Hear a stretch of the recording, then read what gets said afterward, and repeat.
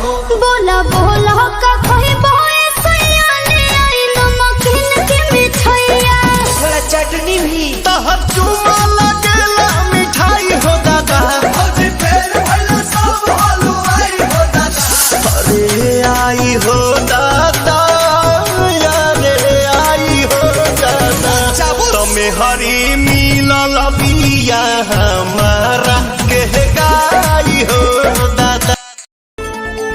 सूरज आचानवा से बदरी पवनवा से पूछी ले गईलू कवना खोहा हो।